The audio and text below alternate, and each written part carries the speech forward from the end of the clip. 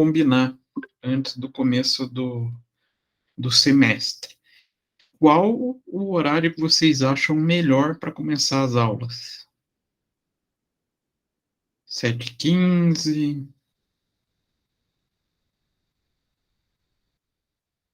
Por mim, tanto faz.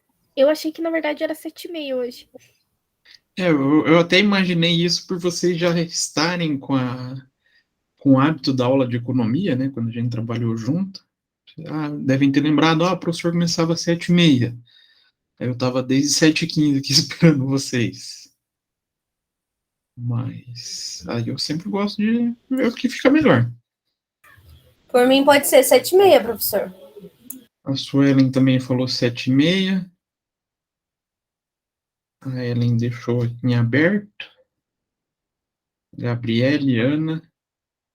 Pode ser 7h30 mesmo. 7h30?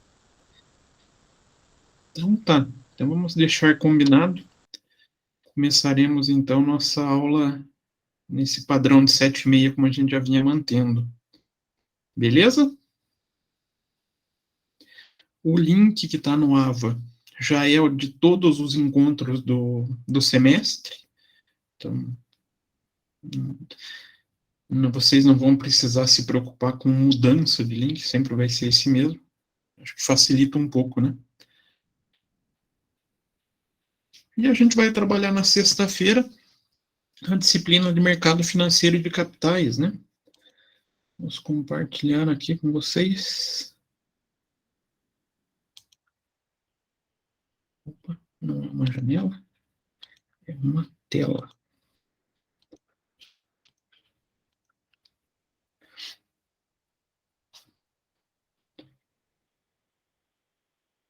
Então, deve estar aparecendo aí para vocês, certo?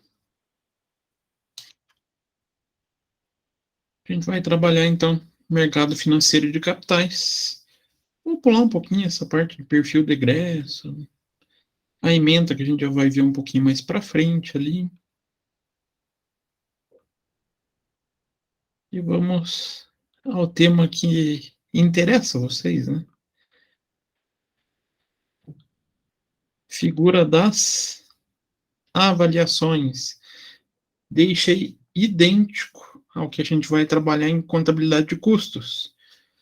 Então, primeiro bimestre, 40 pontos de avaliação bimestral, 40 pontos de trabalhos e atividades e 20 pontos o projeto integrador. Dúvidas? Perguntas? Vocês já estão cientes sobre o projeto integrador de vocês? Sim, a professora Núbia falou. Já uma ação social vocês vão ter que fazer, né? Um pouco diferente. Depois eu vou repassar uma proposta, de repente, para a professora Núbia, para vocês verem se é viável ou não. Mas é uma ideia que eu penso de implantar lá no próprio CRC, de palestras. O que vocês acham? A mesma ideia que o Samuel teve, mas como que seria, professor? Vocês alunos, apresentarem no CRC, eu estou montando com 3 temas para os alunos de ensino médio. Com um tema, isso dentro do projeto que a gente está montando lá. Primeiro ano com palestra de finanças pessoais. Para o segundo é possível trabalhar a parte de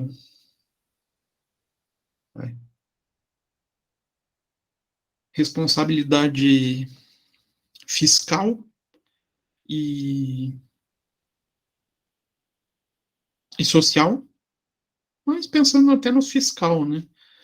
Para a gente repassar o porquê que existem os tributos, por que é importante. E o do último ano eu não lembro, eu tenho anotado lá no escritório. Mas 3 possibilidades de temas para ser trabalhado com o aluno do ensino médio. Nesse momento, até o que eu acho mais viável é falar sobre finanças pessoais.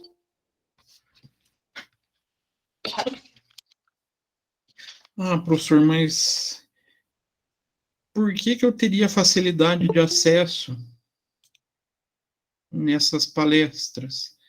Como que eu poderia abordar a própria escola? Hoje, o ensino médio tem a obrigatoriedade de ter essa linha de estudo, né, de ter essa área de educação.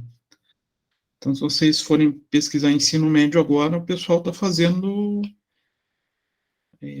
uma disciplina mesmo de finanças pessoais, e o professor com certeza abriria as portas para alunos de graduação apresentar. Claro, sugestão, ainda vou passar melhor para a professora Débora, mas já dá para disseminar um pouquinho para vocês essa ideia.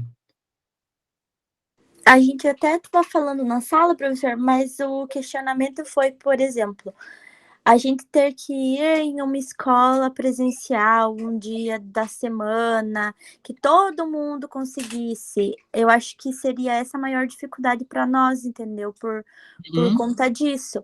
Aí até eu falei com a professora, porque a gente tem a semana tipo uma semana do Magu, né? Que é tudo online. Se a gente não conseguiria fazer online para os alunos, né? Daí ficaria mais fácil, porque é mais algo, por exemplo, como é a turma toda, conseguir conciliar um dia que todo mundo consiga não ir trabalhar alguma hora, né? Acho que essa é a maior dificuldade mesmo. Aí até a sugestão que eu vou dar para o quinto e sexto período é para que eles formem grupos e tentem escola próxima da própria residência.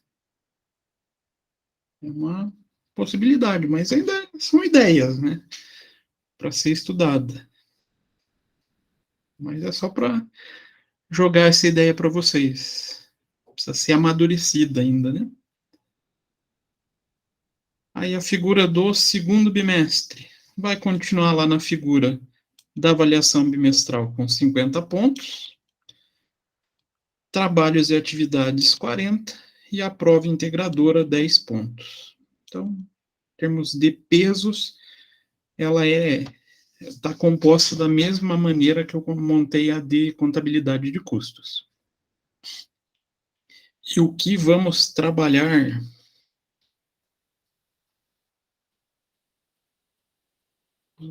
Está chegando, está chegando. Então, hoje, falando um pouquinho da apresentação do plano de ensino, dessa parte do assunto em si, e vou começar a falar um pouquinho sobre sistema financeiro. Por que você queria no carnaval aqui? Início do conceito de mercado de capitais, falando das possibilidades mais básicas de investimento. Aqui eu acabei mudando, né? Vou passar antes da figura da poupança e investimentos, que acho que a gente precisa entender melhor antes das formas de investimento, entender a estrutura. Acabei alterando essa possibilidade. São 2 aulinhas para explicar o sistema financeiro, né? Não é algo tão simplesinho assim. E a gente vai passar para outras formas de investimento. Títulos financeiros públicos, privados, debêntures, opções de compra e venda de ação, ações ordinárias e preferenciais. Daqui depois vocês acabam usando ainda dentro da aula de contabilidade também, tá? Esses conceitos, principalmente em contabilidade avançada. Governança corporativa. Aí a gente vai ter para CPA, achei bem complicadinha, é uma estrutura muito delicada, né, Samuel? Não é algo simples.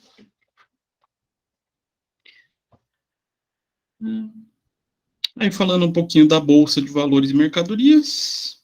Então, funcionalidades, legislação, participantes, índices, principais empresas atuantes,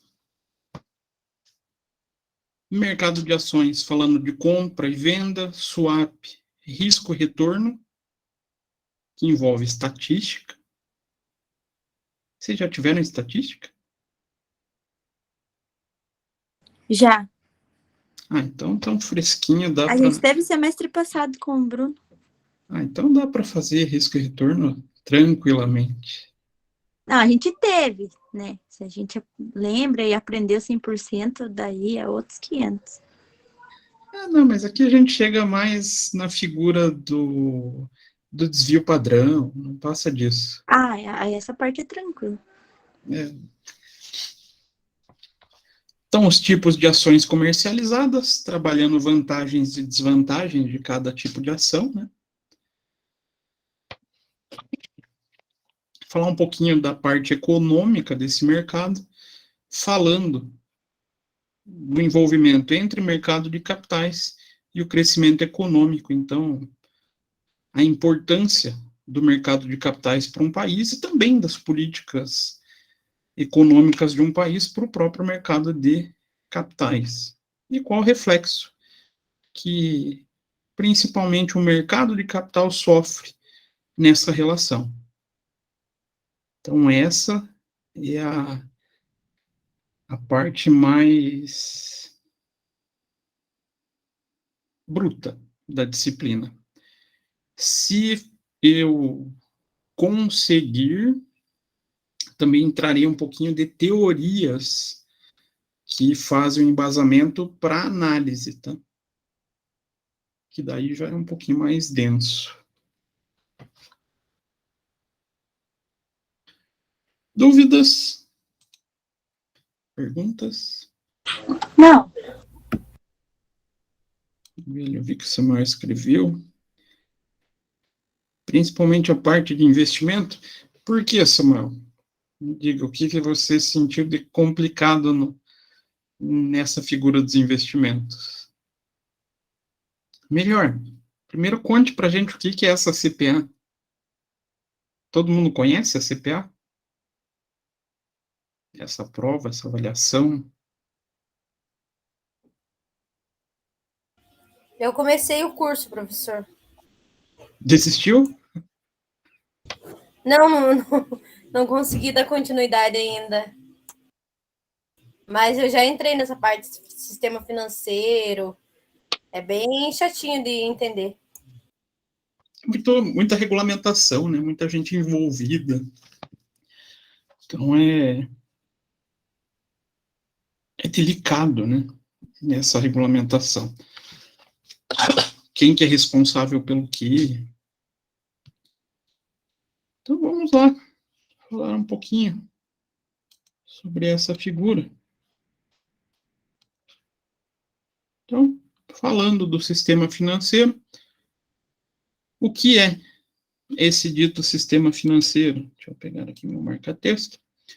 Então, o sistema financeiro pode ser definido como um conjunto de instituições e órgãos que regulam, fiscalizam e executam as operações relativas à circulação da moeda e do crédito. Então, a função econômica. E é formado por um conjunto de instituições financeiras públicas e também privadas. Puxa, mas não é só pública, professor? Não. A gente tem agentes privados envolvidos nesse ambiente, nesse sistema. Agora que eu vi aqui, o Samuel escreveu a parte de previdência privada, achei bem complicado. Até previdência é uma coisa que a gente não trata na disciplina, porque ela tem uma particularidade tão forte que em alguns lugares ela é tratada como uma disciplina à parte, tá? Nosso curso tem? Não. poucos os cursos que têm esse tipo de disciplina. A gente costuma trabalhar a figura de previdência, aí tanto faz privada ou a pública, né? Na disciplina de atuarial. Já ouviram essa área do conhecimento?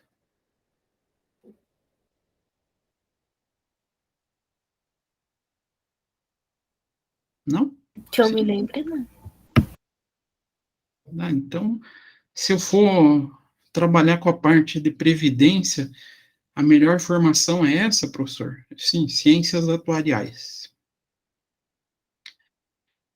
Só que não tem em Curitiba, tá? Não tem. O único curso, a única região que eu conheço que tenha ciências atuariais é em São Paulo.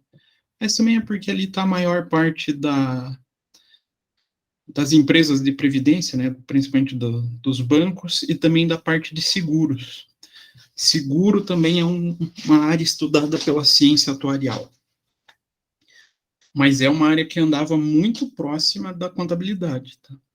No entanto, os primeiros cursos de contabilidade no Brasil eram ciências contábeis e atuariais. Eram um curso só. Então, a gente pode classificar as instituições financeiras como bancária, permite a criação da moeda por meio do recebimento de depósitos à vista, chamada moeda escritural, representada basicamente pelos bancos comerciais e bancos múltiplos. Recebimento de depósito à vista. O que será que é isso? Será que vocês já fizeram algo nesse sentido?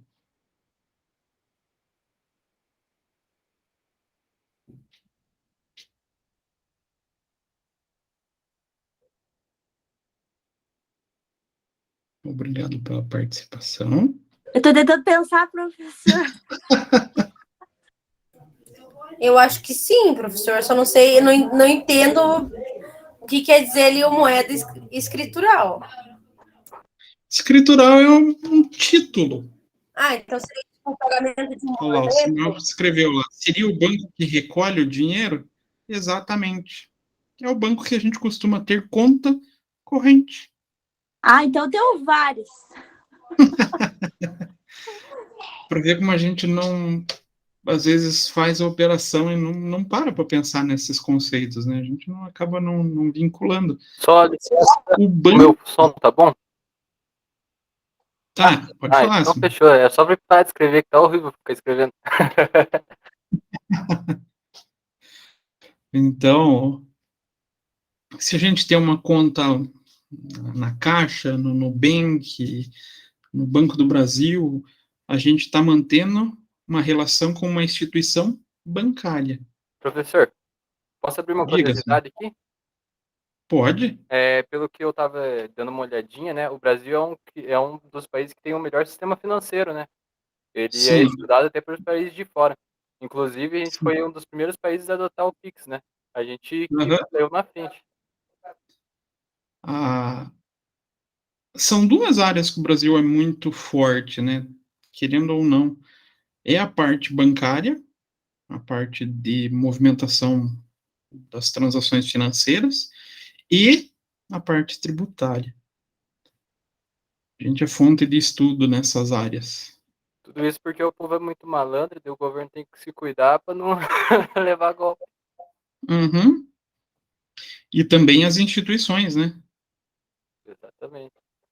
As instituições bancárias e as não bancárias também, apesar que a movimentação deles é menor, mas o controle das operações tem que ser muito rígida.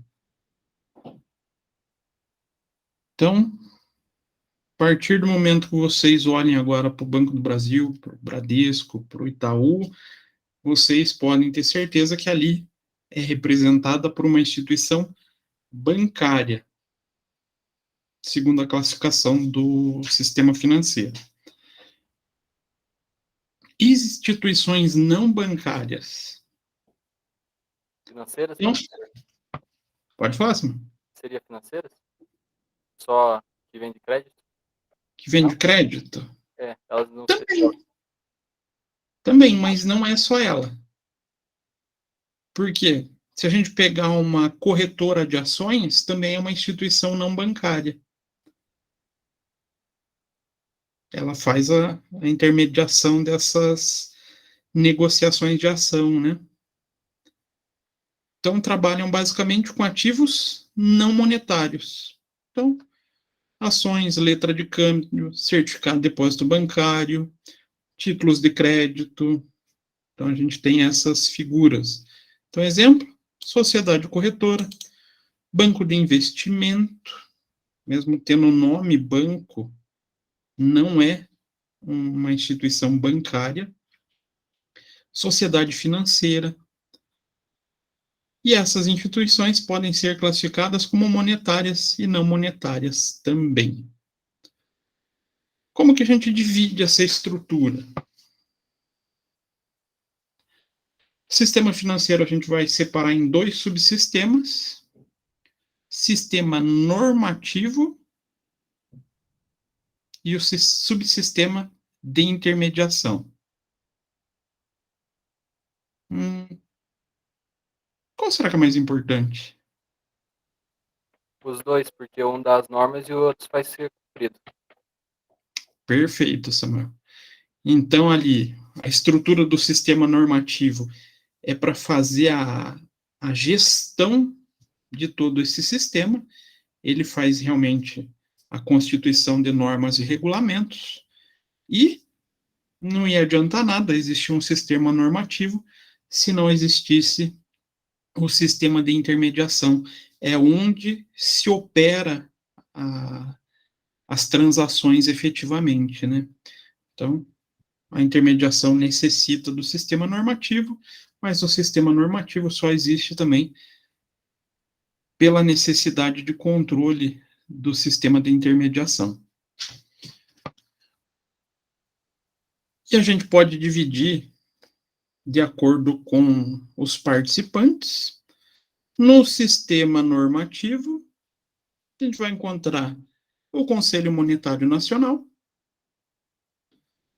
o Banco Central, a Comissão de Valores Mobiliários e algumas instituições especiais, sendo elas Banco do Brasil. Professor, mas ela não é um ente do sistema de intermediação? Sim, mas ela também trabalha no ambiente do sistema normativo, com algumas responsabilidades específicas.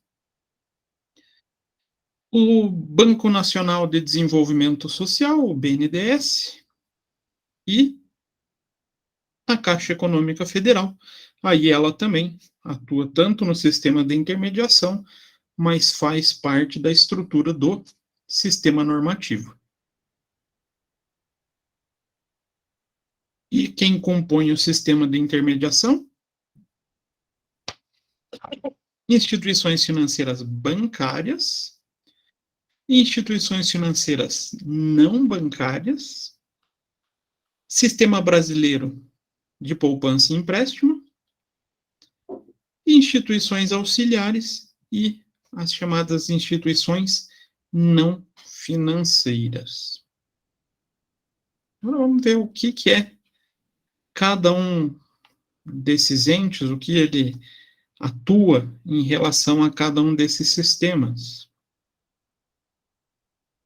Então, falando do subsistema normativo, ele é responsável pelo funcionamento do mercado financeiro e das suas instituições, atuando, então, na fiscalização e regulamentação por meio, principalmente, da atividade do Conselho Monetário Nacional.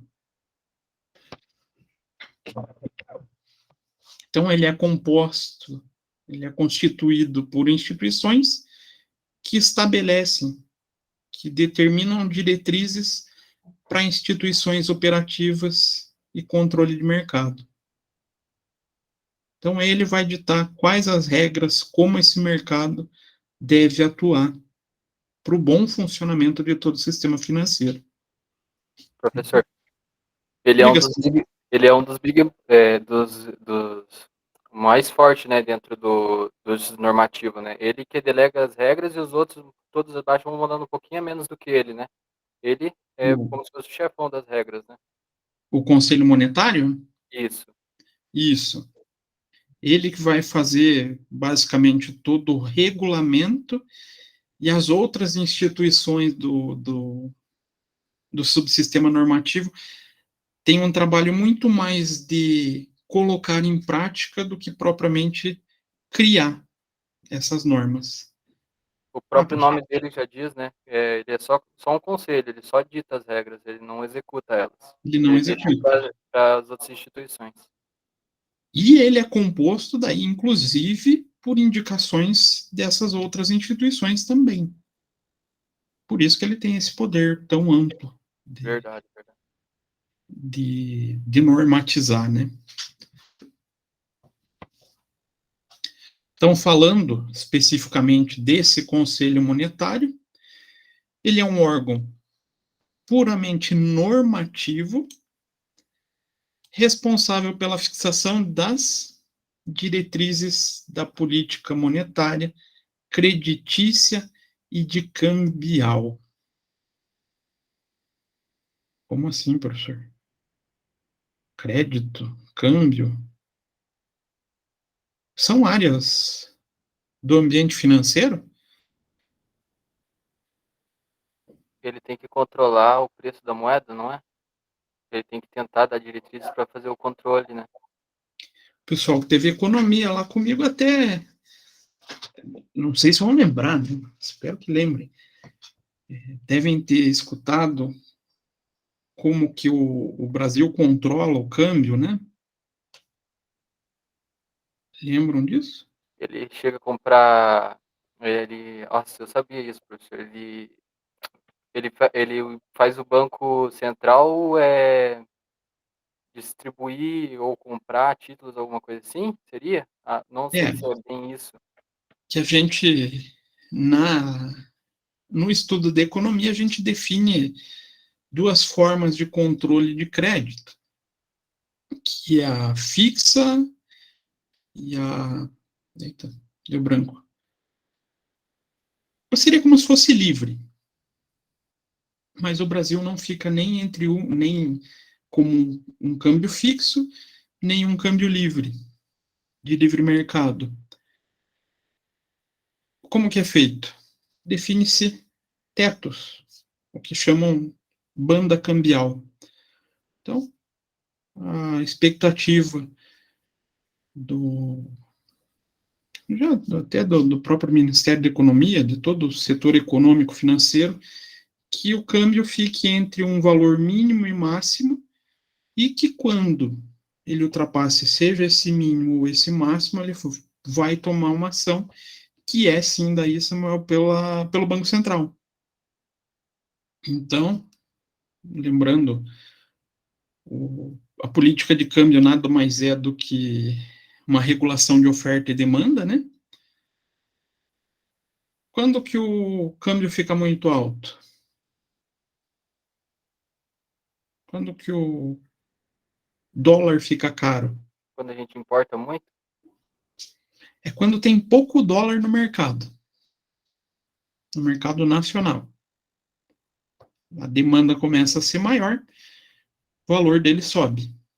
É sinal que investidor estrangeiro está tirando o dinheiro aqui do Brasil. Isso vai fazer com que o Banco Central coloque dólar no mercado. Ele faz através de leilões. Ele leiloa parte da sua reserva.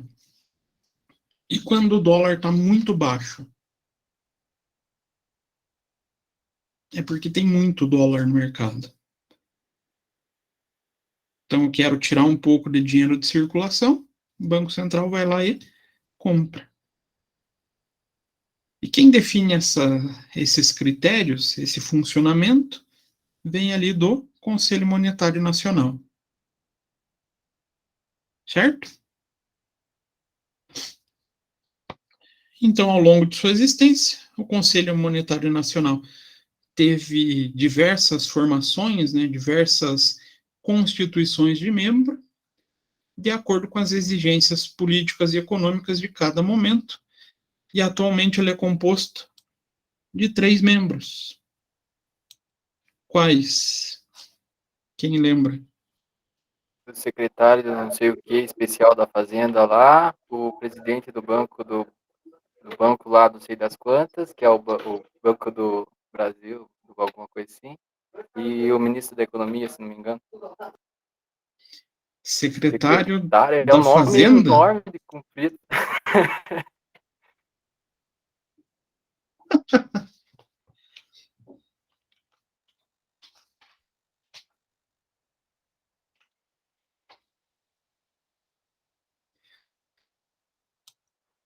Então, basicamente, é um representante, vamos falar assim, de maneira bem simples, da Receita Federal mesmo, que é a Secretaria da Fazenda, uma do próprio Banco Central e da própria Ministério da Economia.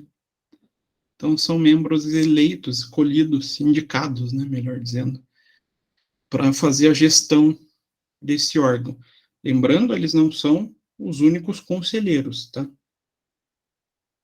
Existem mais. Mas eles são os gestores do Conselho Monetário. Quais são as funções do Conselho Monetário? Fixar as diretrizes e normas da política cambial, regulamentar taxas de juros, comissões e qualquer outra forma de remuneração praticada por instituições financeiras, estabelecer diretrizes para o funcionamento das instituições financeiras, acionar medidas de prevenção e correção de desequilíbrio econômico, como exemplo, surto inflacionário. Será que funciona?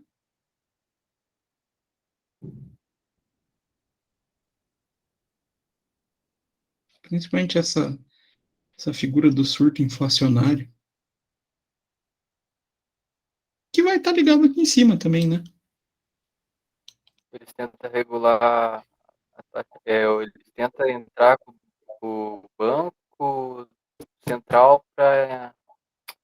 Eles compram não sei o que lá para poder controlar a taxa Selic, não é?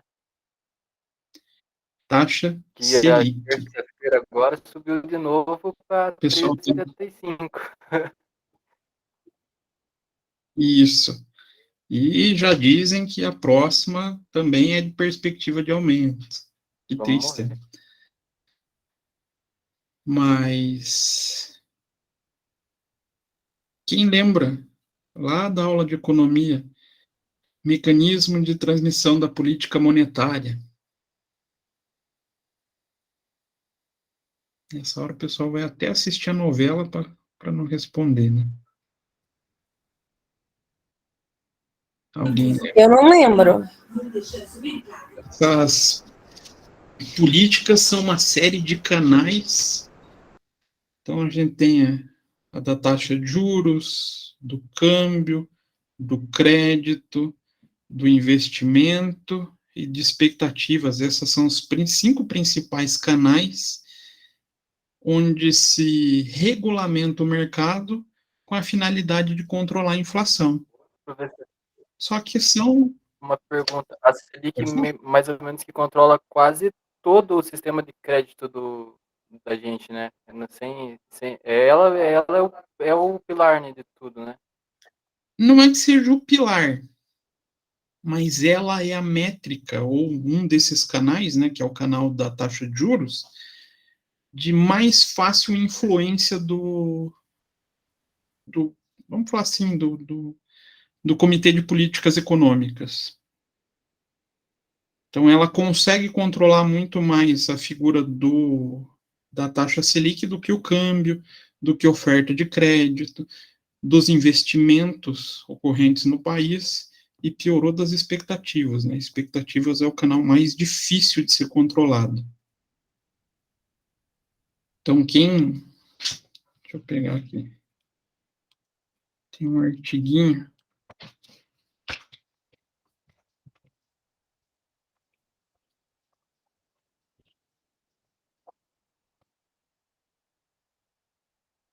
Ó, vocês podem digitar lá no Google, canais da política monetária.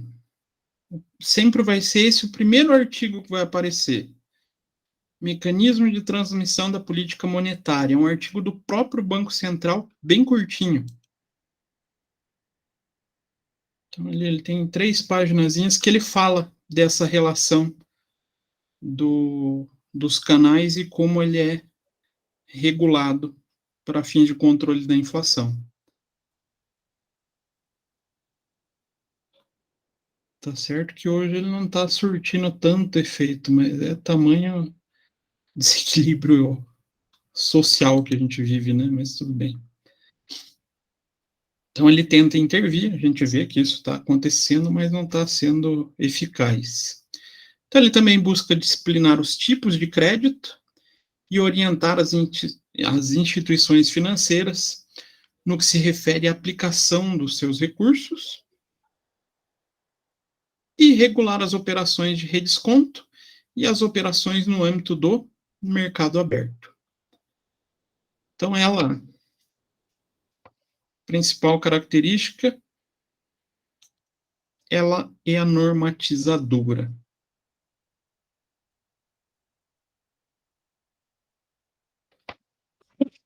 E o segundo ente importante, Banco Central. Então, é o principal poder executivo. Reparem que ele sai de uma figura de legislador para quem executa, né? Das políticas traçadas pelo Conselho Monetário Nacional. Do Conselho Monetário Nacional, e é o órgão fiscalizador de todo o sistema financeiro nacional. Confere isso mesmo?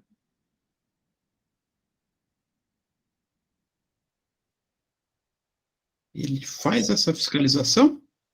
Sim, porque alguém tem que ter para fazer as regras ser cumpridas. Daí, como que a CMV não faz isso, ela só dá as diretrizes, o Banco Central vem junto com ela para fazer ser cumpridas. Olha como a gente tem uma estrutura que começa a se tornar interessante. Então, a gente tem alguém que regulamenta, e aqui a gente vai ter instituições que têm tarefas específicas nesse funcionamento. O Banco Central, então, vai cuidar do mercado financeiro. A Comissão de Valores Imobiliários vai cuidar de outra área, que são a área de títulos, a área de valores imobiliários, né? O nome certo é valores imobiliários. E instituições especiais que vão atuar de forma diferente nos interesses da política determinada pelo Conselho Monetário. Então, sim, para o sistema financeiro nacional funcionar, ela é totalmente regulada pelo Banco Central. Por isso, toda e qualquer operação financeira, a gente tem que sempre se atentar se existe. Por exemplo, eu quero colocar meu dinheiro em um banco digital. Como que eu tenho certeza se ele é uma instituição bancária? Quem vai indicar se é ou não é o Banco Central. Tem que existir registro no Banco Central. Até porque existe um controle determinado por esse Banco Central, né? Vocês já devem ter escutado que algumas operações são garantidas pelo Fundo Garantidor de Crédito. até 250 mil por cliente, né? Cada Por banco tem que CPF, deixa claro que é por CPF. isso. Cada pessoa pode investir sem risco, 250 mil em cada banco, porque ela tem o FGC para garantir isso. Uhum. E o que é esse fundo garantidor de crédito? A cada 250 mil, o banco tem que ter 250 mil para fazer equivalência entre os valores, se ele vinha falir. E aonde que fica esse 250 Banco mil por Central. pessoa? No Banco Central. Ela funciona como o banco dos bancos também, né? Então, ele é um banco fiscalizador e disciplinador, garantindo com que essas instituições atuem da maneira mais adequada, justamente para não ter problema de quebra do sistema financeiro. Já pensou se não existisse esse fundo garantidor de crédito? Se algum banco faliu? Já pensou o Itaú falir? E não existisse o fundo garantidor de crédito mantido pelo Banco Central, o que aconteceria na economia? Até mesmo as seguradoras têm que ter, né, um tanto Tem. para poder garantir, né? Então, ele funciona como esse agente fiscalizador e disciplinador e, por consequência, um banco de penalidade. Ele que vai aplicar sanções e restrições ao funcionamento de alguma instituição que venha a descumprir as regras do sistema financeiro. Então, ele é considerado o gestor do sistema financeiro nacional. Então, ele faz a execução da política monetária e ele é considerado o banco do governo. Não seja o banco que o governo opera, tá?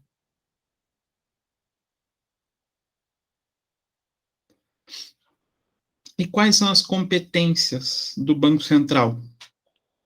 Fiscalizar as instituições financeiras, aplicando, quando necessário, as penalidades previstas na legislação.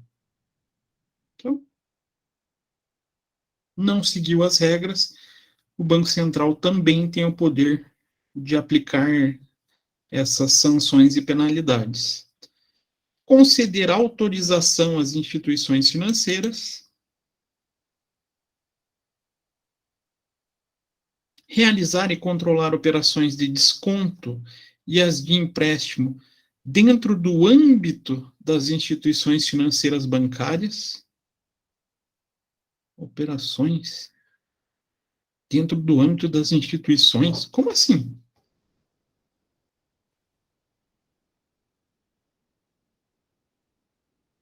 Estranho isso, né? Será que o banco pega dinheiro emprestado? Pelas CDBs, né, professor? Opa, cuidado, não é a CDB, Seria é a CDI, real. que é o certificado de depósito interbancário, que é o entre bancos. Então, todo dia existe operação de contratação de empréstimo e concessão de empréstimo entre as operações, entre as instituições bancárias. Isso é totalmente normal, tá? Até a taxa aplicada entre eles serve muitas vezes de balizador para o CDB. Vocês já devem ter visto operações de CDB que oferecem tantos por cento da CDI. Isso é uma prática comum, e quem faz o controle dessas operações interbancárias é o Banco Central. Executar a emissão do dinheiro e controlar a liquidez de mercado. Como assim? Por que controlar a liquidez junto com a emissão de dinheiro? Estranho, né? Porque acho que os bancos podem fabricar papel moeda, né? Daí, se eles fabricar demais, perde o valor. perde o valor e qual a consequência? Que é o que mais assola as preocupações dos gestores, inflação. Então, dinheiro demais sendo impresso e colocando em circulação gera inflação. Por isso, o Banco Central faz um controle rigoroso dessas emissões e controlando a liquidez desses valores. Então, ele efetua também o controle do crédito de capitais estrangeiros e receber depósitos compulsórios dos bancos. Aqui, esses depósitos de compulsórios dos bancos é aquele depósito obrigatório que vai fazer parte do Fundo Garantidor de Crédito para que a instituição consiga a sua autorização de funcionamento. Ela efetua também compra e venda de títulos públicos e federais. Professor, mas eu li que para comprar título público é na Comissão de Valores Mobiliários, não é? Cuidado. Quem emite, quem faz a operação é o Banco Central. Mas quem faz a custódia, que é o registro do proprietário e da negociação desses títulos, é a CVM. Então, são separados, tá? Quem é responsável por essa captação de dinheiro é o Banco Central. Supervisionar, isso aqui tá até estranho, né? Acho que vocês... Tem aluno que é capaz de nem conhecer mais isso. Supervisionar os serviços de compensação de cheque entre instituições financeiras. Alguém conhece cheque? Eu conheço. Conhece? Conheço. Tem alguém Mas nunca usei. Que hoje em dia, se a gente for pegar os alunos ali de 19, 20 anos, já vai ter aluno que nunca viu um cheque na vida. Tem algum na sala? Não precisa ter vergonha. Nossa, o que tem lá no banco de gente que traz cheque ainda, professor, você ficaria admirado. Sabe quem usa muito cheque? Quem gosta de cheque em empresa também. Se bem que até ele vem sendo substituído porque as operações eletrônicas estão tendo nível de aprovação agora também. Mas ainda tem. Só que pode ver que geralmente é pessoal mais velho. Não é, Samar? Exatamente. Assim, a porcentagem de gente mais velha que usa cheque é muito grande. Mas é um hábito, né? Cultural. Por isso que eu falo, o pessoal mais novo da sala pode ser que nem viu um cheque. Eu mesmo, olha, se eu emitir umas 30 folhas de cheques na minha vida, foi muito. Porque eu peguei já um período de transição, né? Mas o cheque é um negócio muito chato de usar, né? E o bagulho vai, daí volta, daí prensa, daí tem que mandar carimbar, daí não sei o que, faltou o nome, volta no banco. É um negócio muito chato, né? Vamos falar a verdade. Muito chato, é muito incômodo. Puta, aí você tem que volta o cheque, você que usou o cheque tem que buscar, né? A vez que eu vi que foi usado na papelaria que eu trabalhava, mas era em 2015, assim. Que aí a papelaria era do lado de uma escola particular aqui no bairro, e daí os pais iam comprar o material escolar lá e pagavam tudo em cheque. E aí a minha ex-chefe perdeu a pasta que ela guardava todos os cheques, e aí ela perdeu. Tem um prazo, eu acho, para você poder levar o cheque no banco para você conseguir receber, né?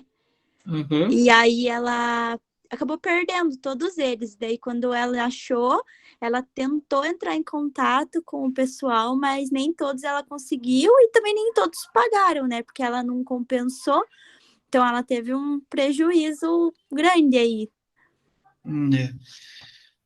Mas Só uma curiosidade também, quando o cheque é do valor muito alto, o incômodo é até para receber, porque quando você vai lá pegar o cheque no banco, o cara do banco tem que ir lá ligar pro cara, daí esperar até o cara atender, para ele poder te pagar, senão ele não te De paga. confirmar se o cheque foi emitido por ele, não. Realmente, é arcaico, né? Não sei como ainda não deixou de existir. Mas quem supervisiona esse sistema é o Banco Central. Assim como ele é o responsável hoje pela supervisão do próprio Pix, né? Então, ele também tem a função de receber depósitos compulsórios das instituições financeiras e executar, então, essa política monetária.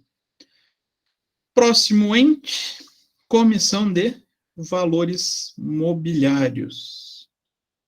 Então, é administrada por um presidente e 4 diretores, todos nomeados pelo presidente da República. E a finalidade básica é a normatização e do controle mobiliário do nosso país, né? O que é esse controle imobiliário?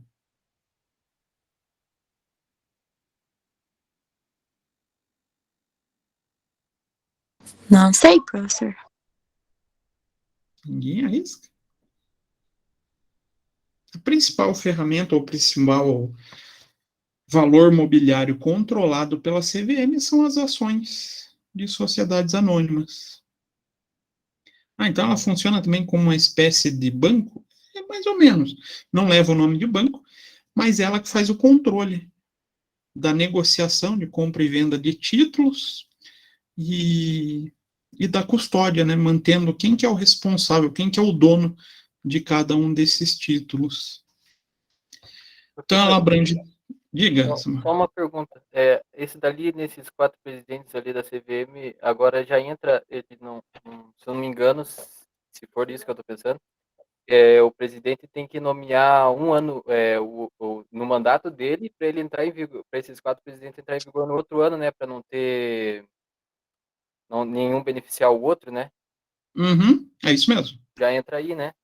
Eu Isso. achei muito interessante isso, porque daí, tipo, o cara já não vai escolher o bem para beneficiar ele no mandato dele. Ele vai sempre ver o bem, o melhor para o país, né? Uhum. Então ali não vai importar, eu vou colocar alguém da minha preferência pura. Não vai interferir na política dele. Então essa a característica da eleição, da indicação, né, da nomeação. Então a atuação basicamente é em 3 grandes segmentos. Então, instituições financeiras de mercado, companhias de capital aberto e investidores, aí com o objetivo de proteção desses investidores, né? Confere essa proteção? Existe, não existe? Ela tem que, nos balanços, ela que entra já, professor, para, tipo, a empresa publicou lá tal negócio de como que tá indo a empresa. Daí a CVM já vai lá e regula isso dali para ver se tá tudo certinho, para não ter perigo do investidor investir na empresa e perder o dinheiro dele. Uhum. Não é à toa. Vamos pegar aqui de volta. Vamos pegar ali o órgão mais importante para nossas diretrizes contábeis. Vamos ali ver quem são os membros. Cadê? Não está todos aqui. E eu não... Vamos ver se tem membro. Opa.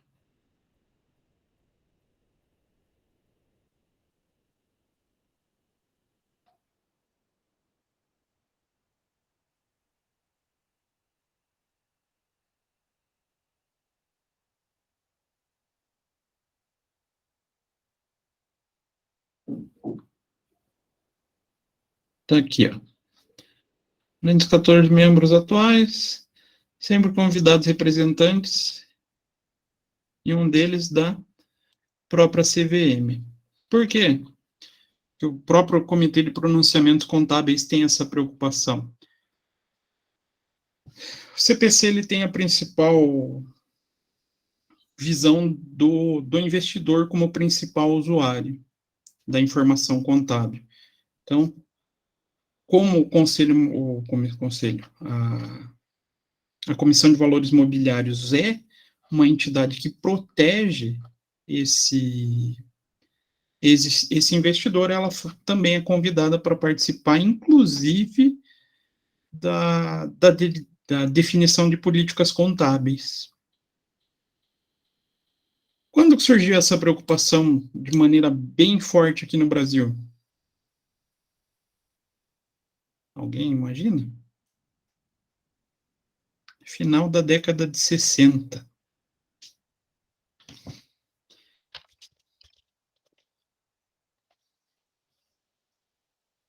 Aqui.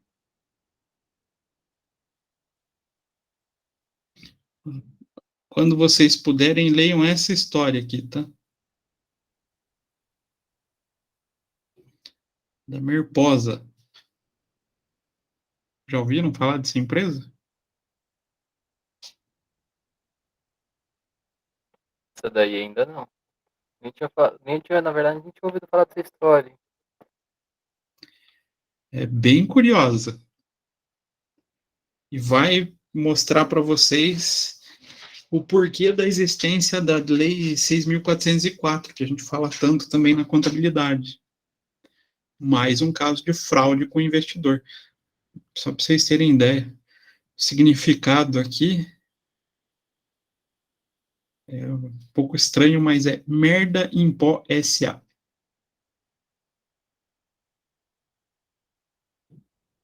Foi uma fraude grande que a gente teve ali no final de 60, comecinho dos anos 70.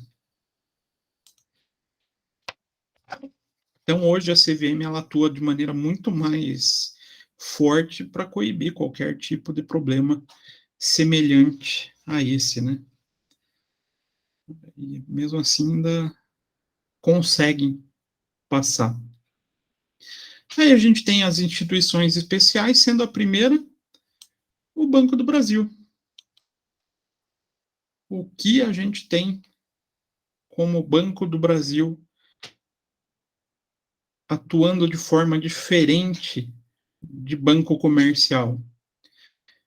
Ele é uma autoridade de apoio. Então, é uma sociedade de economia mista vinculada ao Ministério da Fazenda. Tá, mas no que ele ajuda, professor? Então, ele é um conglomerado financeiro, tem várias empresas dentro do nome, né, Banco do Brasil, atuando como banco múltiplo e ainda atua como agente financeiro do governo federal. Quem controla o dinheiro da União? Vocês sabem? Que banco que cuida do dinheiro da União?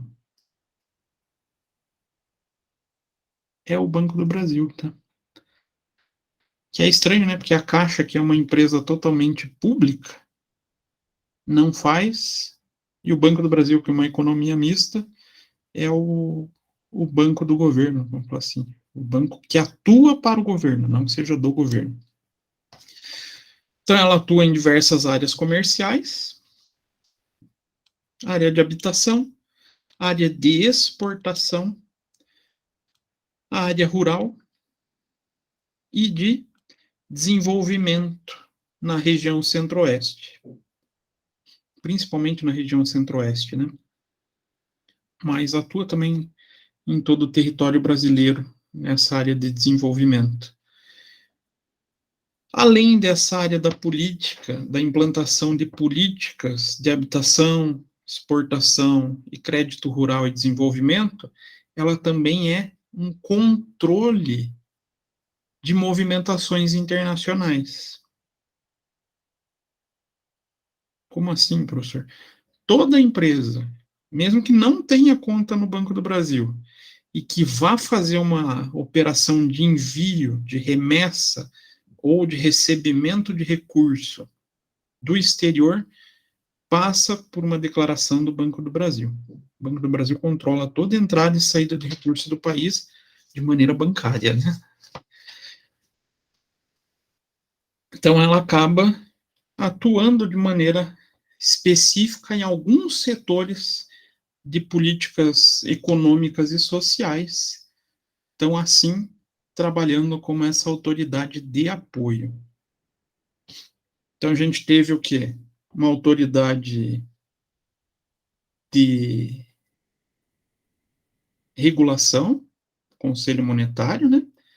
2 de execução. Quais são mesmo as de execução?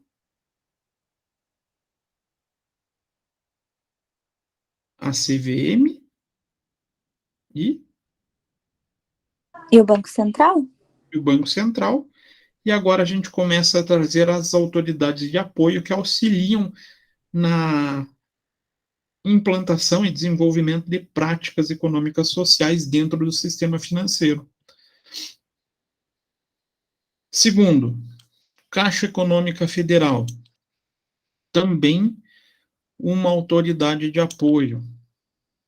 Empresa pública, também ligada ao Ministério da Fazenda.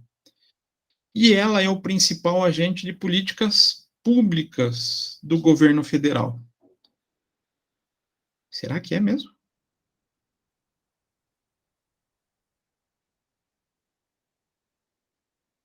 Eu não lembro de nenhuma política pública da Caixa Econômica. Vocês lembram de alguma?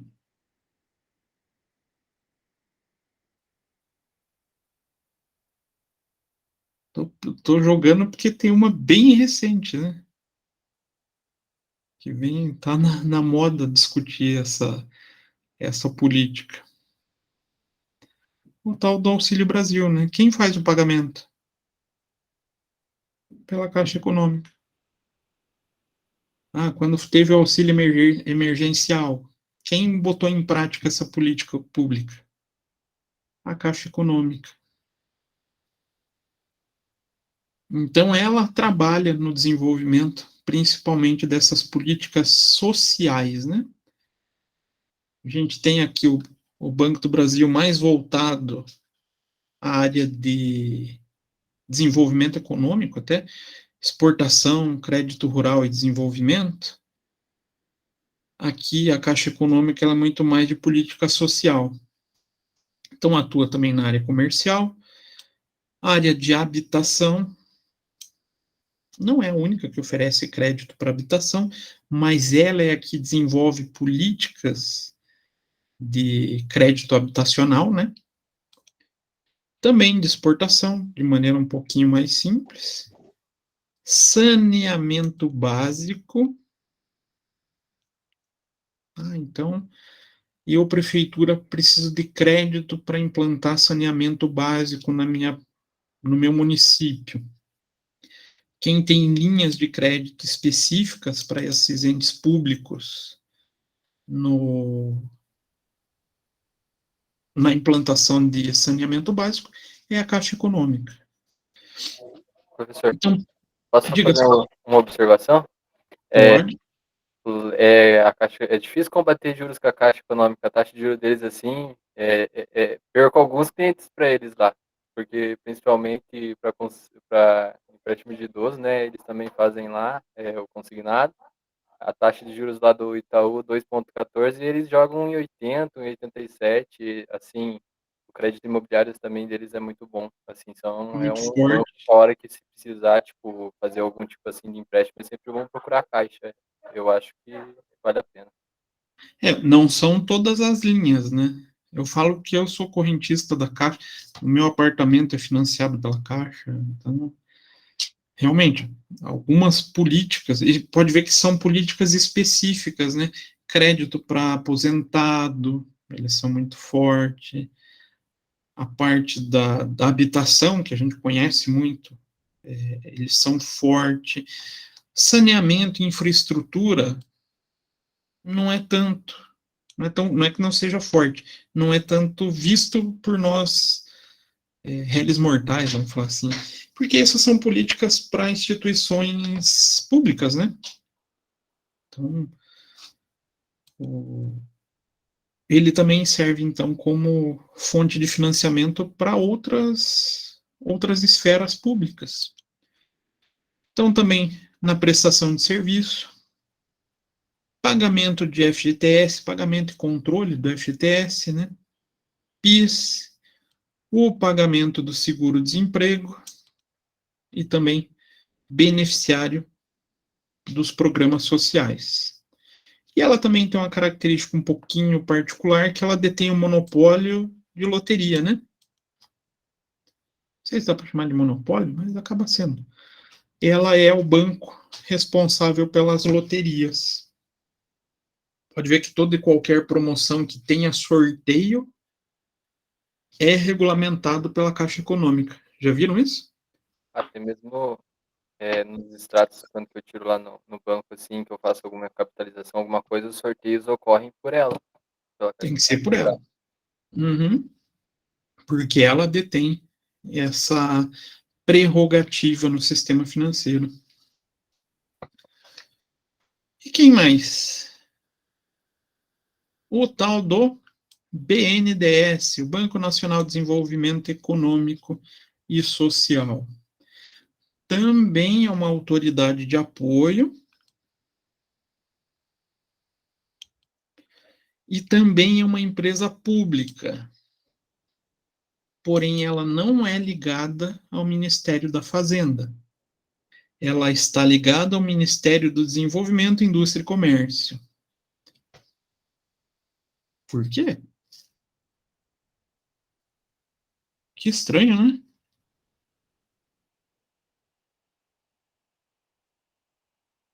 Ou não? Para que existe o Banco de Desenvolvimento? Olha o nome. Desenvolvimento. Poder alavancar o país. Hã? Para poder alavancar um pouco o país, dando crédito para as pequenas empresas. Não só alavancar o país em si, mas desenvolver toda a estrutura do país, né? E quem pode fornecer crédito para isso, ou quem controla esse desenvolvimento estrutural do país, é quem desenvolve as políticas de desenvolvimento, indústria e comércio.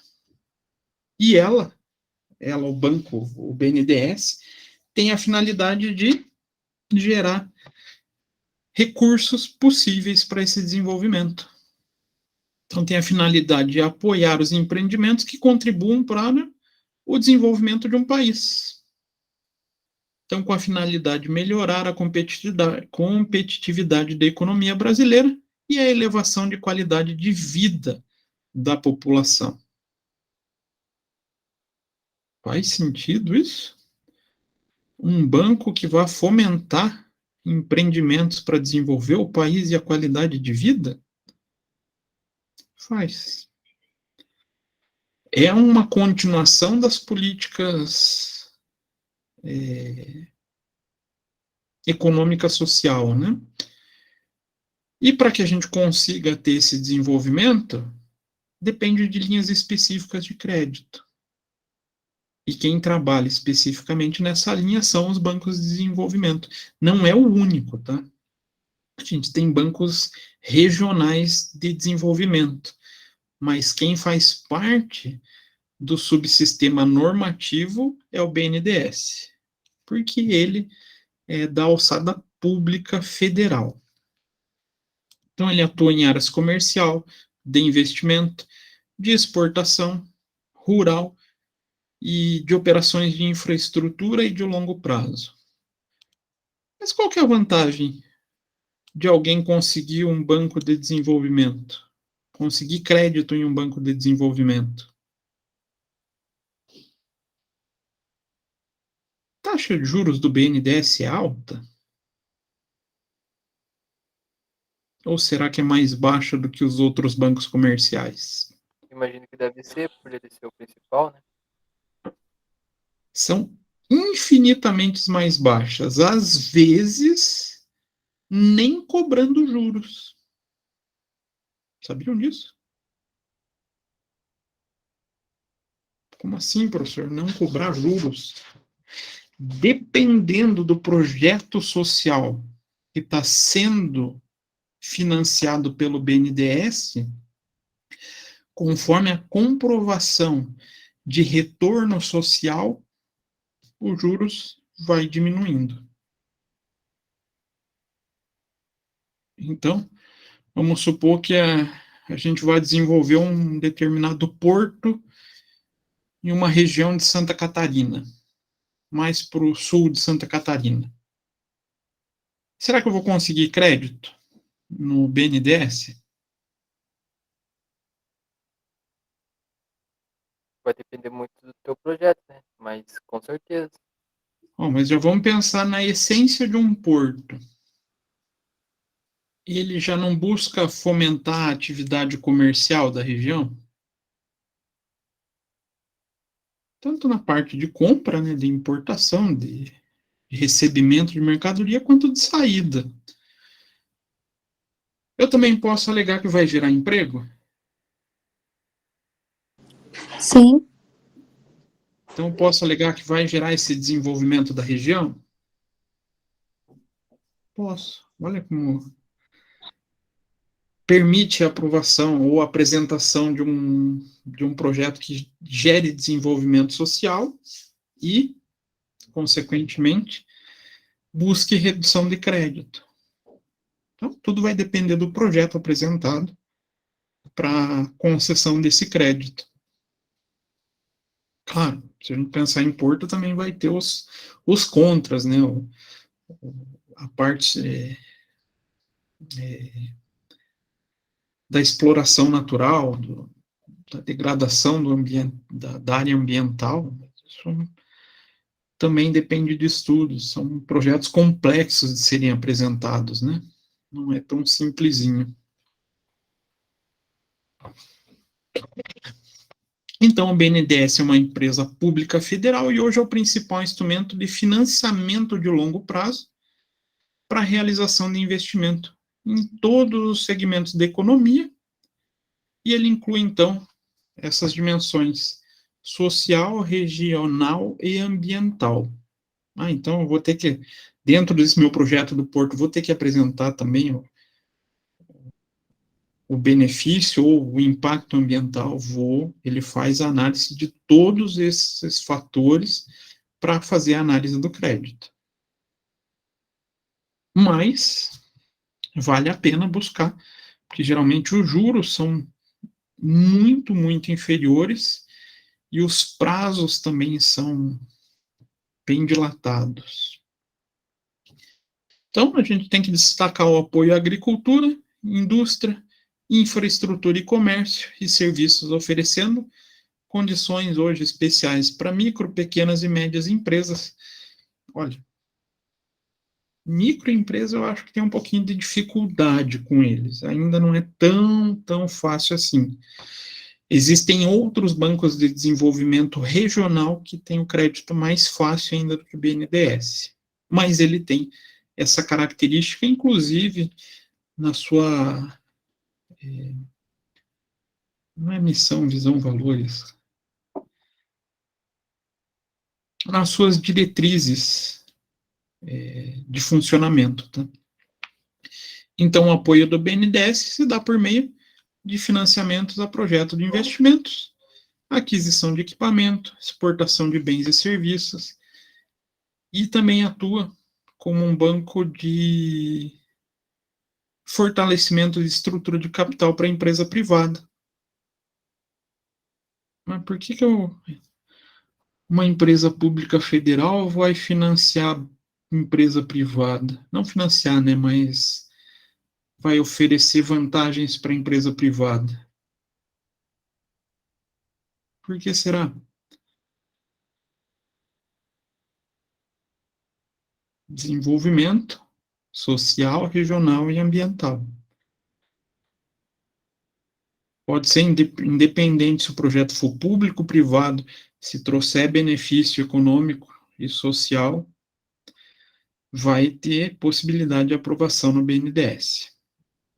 E também destina financiamentos não reembolsáveis que contribuam para o desenvolvimento social, cultural e tecnológico.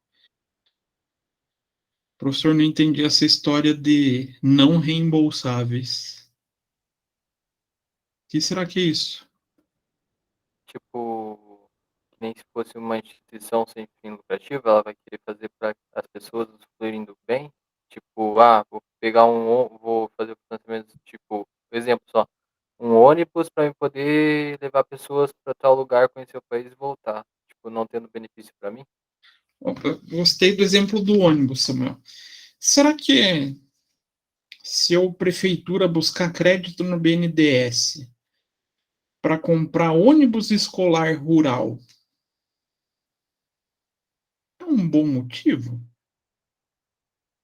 Vai ter garantia antes de aprovação, né? Além da garantia de aprovação, existe grande possibilidade dele ser um financiamento não reembolsável. O que isso significa? É uma aplicação puramente social que você não precisa nem me devolver o dinheiro. Eu vou bancar esse projeto social. Se for algo aplicado puramente a desenvolvimento da região, gerando benefício para a sociedade e, e comprovando esse benefício para a sociedade, você não precisa, às vezes, nem pagar. Faz parte da política de desenvolvimento.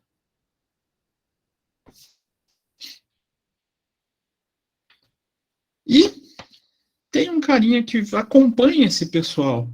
Não faz parte da estrutura formal, mas não deixa de ter sua importância. Secretaria do Tesouro Nacional. Criada em 1986, tem como objetivo básico o aprimoramento das finanças públicas do Brasil. Então, tem como a principal atividade a administração e controle de receitas e despesas públicas. Por que essa secretaria, então, se torna importante nesse sistema financeiro nacional?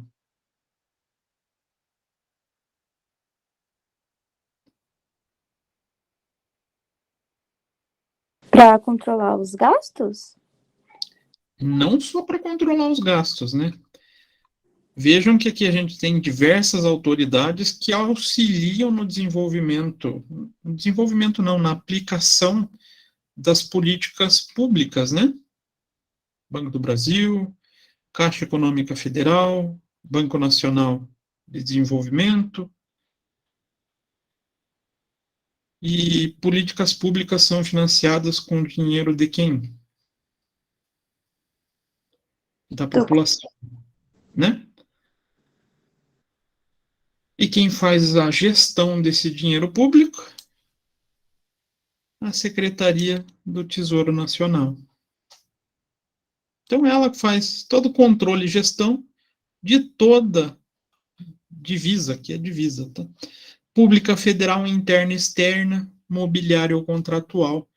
Então, não tem como isolar a Secretaria do Tesouro Nacional desse sistema financeiro de habitação. Eu falei do financiamento do apartamento, aqui eu fiquei com o meu financiamento na cabeça. Do sistema financeiro nacional. E outra figurinha que não é uma entidade pública, não é uma entidade como o Banco Central, como a CVM, mas que é de extrema importância nesse controle do sistema financeiro, é o tal do Copom. O que é Copom? Eu sempre me bato com esse nome. Copom.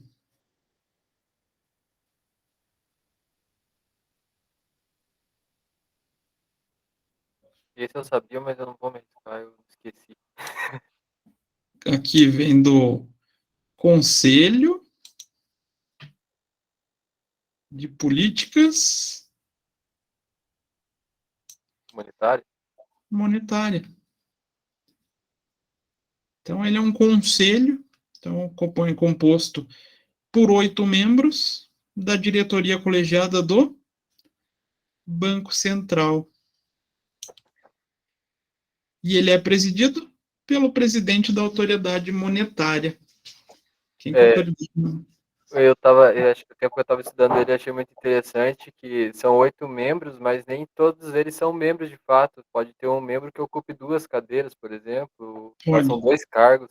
Não são 8 pessoas específicas, né, para cada Não, um. não. São 8, vamos falar assim, 8 cargos. Mas isso não impede o acúmulo de cargo, né? E eu sou contra isso, mas quem sou eu, né, para apitar nisso?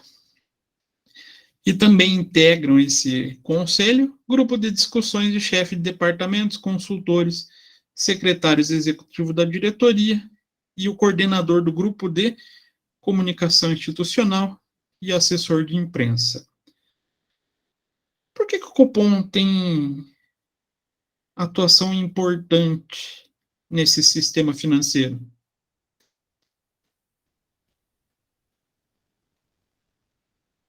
Aqui eu deixei data lá de 2018. Eles são 2 taxas Selic, né? A taxa Selic over e a taxa Selic meta. Eles determinam a meta. Não? Determina as duas. Mas a over é todo dia que é determinada, né? Mas ela Isso. depende muito do mercado em si, né? Do que os bancos estão Isso, ela é fazendo. calculado através das médias de negociação. E daí aquela que a gente teve do aumento de 13,25 é a meta. Foi o estipulado para o ano, né? O resto do ano. Uhum. Mas a determinação da diária ali, apesar que tem a influência do Copom, o cálculo é feito pelo sistema do Banco Central, né? Bem mais mecânico. Então, ele que trata toda essa regulamentação daqui, todos aqueles canais que eu falei da política monetária, são determinados, analisados, né, não determinados, pelo Copom, justamente para definir essas métricas de taxa de juros, meta de taxa de juros, meta principalmente acompanhando a inflação. Então, não tem como afastar hoje em dia o Copom desse sistema financeiro. A parte de intermediação, a gente fala na semana que vem, para não ficar pesado. Dúvidas, pessoal? Questões? Perguntas? Observação só, professor. Pode falar. Antigamente eu não sabia para que servia a taxa Selic, né? Ela é meio que como se fosse, não sei se estou totalmente certo, mas é o desgaste, né, do dinheiro, né? Tipo, o dinheiro hoje R$10 dá para mim comprar uma caneta, vamos supor, né? Né? Daqui um ano eu vou conseguir comprar essa caneta somente por 15, e essa variação ali seria a taxa, né? Selic, né? Uhum. Então, a taxa de juros é mais alta do que a taxa Selic, justamente para ela pegar e repor o dinheiro que, por exemplo, o banco vai perder e ainda assim acrescentar um pouquinho para ele poder ganhar em cima daquilo. Uhum. É uma recomposição inflacionária, acaba sendo, né? Acaba mantendo o poder de compra desse dinheiro operado com não dá para falar o spread, que o spread é bem coisa bancária, mas com essa margem de lucro possível do banco. É mais ou menos isso mesmo. Claro, aqui hoje foi só uma pincelada, principalmente o pessoal que estava estudando ali para CPA, é muito mais complexo que isso, né? Ana, Samuel, vocês podem me corrigir. Quem quiser ler a apostila da CPA, são só 365 páginas, então é bem tranquila a leitura.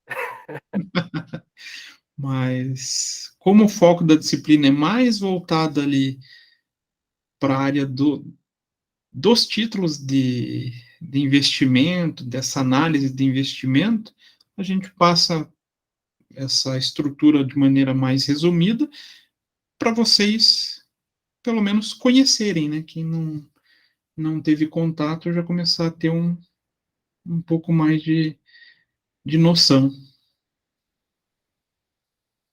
Nada de dúvida, gente? Tudo? Por enquanto, sim, professor. Nessa hora, sexta-feira, as dúvidas desaparecem, né? Assim, por Não, enquanto. professor. Não, é porque eu gostei bastante da explicação. A hora que eu tiver dúvida, que vai ser mais perto das provas, pode ter certeza que eu vou perguntar. Mas desse assunto eu cobro bem superficial na prova. Eu acho que é só um conhecimento para a disciplina, né? Não é uma aplicação prática nossa, né? Quer dizer, salvo o pessoal que vai fazer a CPA, que daí precisa conhecer mais. Eu cheguei a fazer, professor. Reprovei por uma questão dessa prova, pela da mãe. Isso é terrível. Isso é terrível. Reprovar por uma só é. Mas é. A gente fala reprovar por uma, né? Mas eu errei 16, então a minha margem de erro foi bastante. Mas é que a gente pensa sempre naquele mínimo que a gente precisa acertar, né? A mesma coisa o pessoal Não que vai faz. fazer prova de CRC. Eu fiz a 10, É, né? Tem a CPA 20 ainda pra fazer. Tem bastante coisa pra enfrentar ainda. olha lá, a Ana está perguntando o que é a CPA. Vai lá, Caramba, Samuel. Você que ela me quase pegou passou. agora. Eu não sei explicar muito bem, tá? É como se fosse um certificado que, tipo, os bancos estão começando a exigir para você poder dar a questão, tipo, opinião sobre investimento, sobre coisas, para você ter um começo de conhecimento do mercado financeiro. É tipo a porta de entrada para todas as disciplinas. Tanto que ela vai aumentando a CPA 20, Isso essa que eu ia nova que você falar. falou. A CPA são vários níveis, né? Ela é uma espécie de certificação de conhecimento. Quem delega ela é a Ambima. Tanto a Ambima é meio que também um dos fiscais do mercado financeiro. Ela, tipo, se você vai entrar em alguma distribuidora de títulos, ela vai ter lá, tipo, o selinho da Ambima. Não, Uhum. ela, tipo, a Ambima ajuda como a manter as normas ali. Se Ela é o, um agente, não que seja público, né? Ela não é público, mas ela auxilia nas boas práticas das instituições financeiras, né? isso, ela tem Então, uma ela, conduta. Ela até tem um selinho, que quando você entrar no site da distribuidora de títulos ali, vai ter o selinho da Ambima, se ela tiver dentre as que vamos ocupam o mostrar maior ali. dela. Deixa eu voltar para a tela. Então, Ana, ela é uma certificação da Ambima para boas práticas dos profissionais. Aqui, ó, CPA 10 Ambima. Ela fala sobre a ética também dos profissionais, só que não são todos os profissionais que optam por essa prática. Isso não é só lá. Olha lá, certificação profissional Ambima, série 10, mas ela tem mais níveis, né? A 10 é a mais conhecida. Puta, trezentão, hein? Eu paguei esse valor, reprovei ainda. E tem mais o curso. O curso paguei 340. Puta, salgada essa prova, hein? Por isso é bom não reprovar, tá, turma? É. Mas aqui, ó, que a gente fala que CPA tem mais níveis, CPA 10, CPA 20. Então, são das práticas no segmento financeiro. Não sei se ajudou, Ana. É bacana para o pessoal que gosta de banco, né? Igual o Samuel ali. E eu mesmo já trabalhei em banco e nunca pensei em fazer. O legal é que se alguém gostar de investir, se você tiver ali eu não sei qual delas bem certinho, mas você não precisa de conselho para investir. Você só vai lá e fala pro cara assim, eu quero investir nesse negócio aqui, você vai lá e investe. O cara não vai ficar te dando opinião. Te pentelhando. Samuel.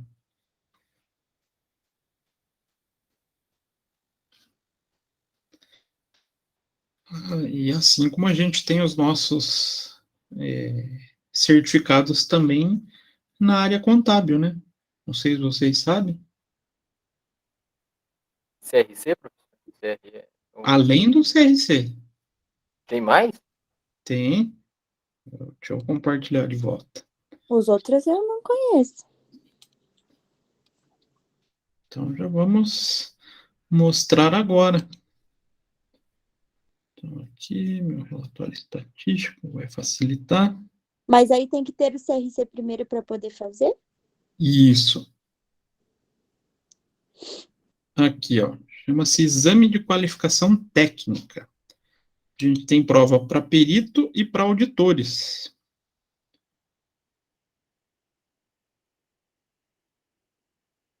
Deixa eu ver, não, tá aqui. Aí, por exemplo, para trabalhar numa Deloitte da vida tem que ter. Não para começar, mas vai chegar em um nível que você vai ter que fazer o exame de qualificação técnica. Então, igual quando a gente fala que está começando, a gente fala que é pica-pau na auditoria. Quando você está ali como pica-pau, está no comecinho, está como assistente de auditoria, como estagiário, não vai precisar. A partir do momento que você começa a subir de carreira, que você começa a coordenar a equipe, aí você vai precisar. Eu ainda não decidi, mas auditor eu já sei que eu não quero ser, já excluí, já. Porque Ai, é muito chato, a gente trabalha lá com o pessoal da PwC, meu Deus do céu. eu sou suspeito para falar porque eu também não gosto de auditoria. Já excluí, Mas, já. aqui, ó, para trabalhar, tem o exame técnico específico para CVM, específico para o Banco Central, específico para a SUSEP, específico para a Previc, que é da Previdência, e aí um mais específico ainda, que é o de perito contábil, que daí é um exame até separado. Todos esses outros aqui têm relação com o técnico geral, que daí envolve as normas da auditoria, a perícia contábil, uma norma totalmente separada, com inclusive cadastro separado. Só por curiosidade, a SUSEP é quem cuida da gente, dos nossos seguros, tá? Ela que garante tudo. Todo seguro é controlado pela SUSEP. Então, não é só o pessoal da Ambima que tem teste. O contador também faz para atuar na contabilidade. Beleza, gente? Mais alguma dúvida? Algum comentário?